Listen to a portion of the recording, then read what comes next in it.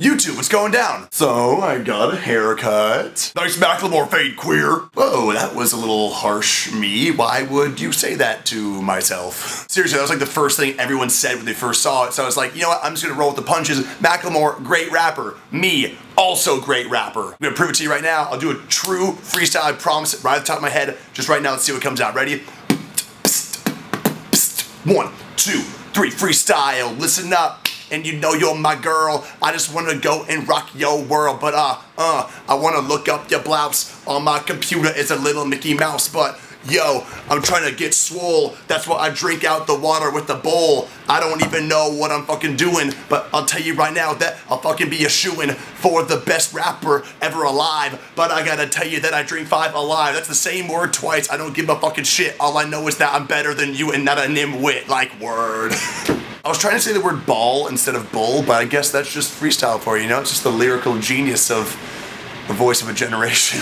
So the reason I even bring up hair is because it made me just think of what element of this entire story I wanted to tell you about why fake IDs were just the worst situation for us when we were younger. It involves my buddy Nick, and the reason I think about him in particular is because his hair could never fit into the square of his ID in general. He just had the best, like, white guy Jufro possible, and it really just escaped the bounds. It wasn't gonna be held in by the tyranny of the box that the DMV gives you. So when my friends and I were juniors in high school, we truly had like a McLovin situation on our hands. So my friend with the big hair, he decided one day as a junior in high school that he's gonna finally fit the demand, be the man, and get a fake ID. There was a convenience store in Des Moines right by our high school that if you even just like put a picture on your hand, like wrote your information out and showed it to them, they'd take that as your ID. It probably wasn't that extreme, but they were very liberal with who they let walk out of there with beer. If you haven't grown pubes yet, you probably should be able to buy that Smirnoff Ice. I definitely had pubes junior year.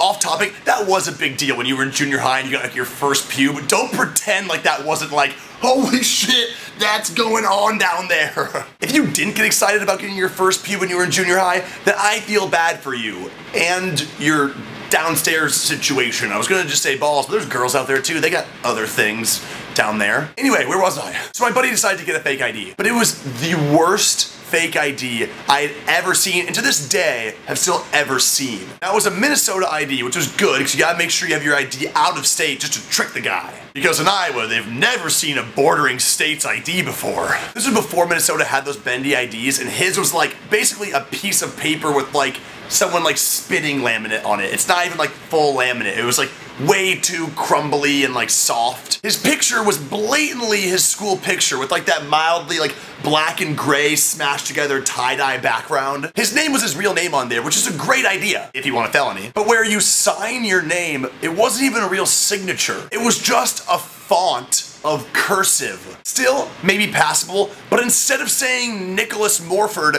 it said Nicholas Orlando in computer font. He's gone from being a 17-year-old with a Jufro to a 17-year-old porn star. What was crazy was that like underneath the laminate was just like one single curly pube. There was no way to get it out. He just had to commit to that. Yeah, the guy at the DMV that's printing them off must be jerking off on top of all these pictures. So Nick goes in and buys like a 6-pack of like wine coolers just split between like 12 of us, or all shoved into the car. And as soon as Nick is up there, boom, the dude asks for ID.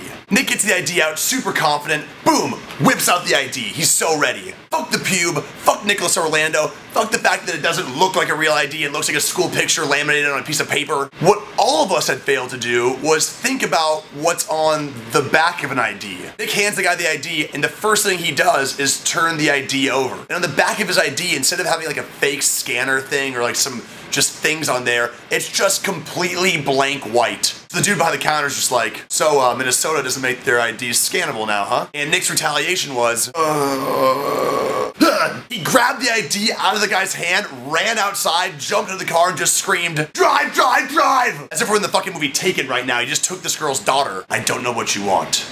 If you're looking for beer, I'll tell you, I don't have that for you. But what I do have are a very particular set of looking at ID card skills. Point is, we never used that fake ID again because we figured that was actually the best case scenario for how that could have turned out. So guys, I just want to give that little quip from my high school career. If you want to follow me on Facebook, Twitter, Instagram, all that shit's in the description down below. Also, I'm gonna be at VidCon this year, and if you see me, come up to me. I want to talk to you guys. I have to prove to my boss that there's people out there that watch my videos. Seriously guys, don't feel weird about coming up to me. I made some awesome friends last year, and I really hope to make some new ones this year. And I'll bring some underwear with me, and for the first like 5 people to come up to me, you get a pair of underwear and I'll sign it or something. So guys, make sure to subscribe down below, and as always, I love you. I'm in love with you.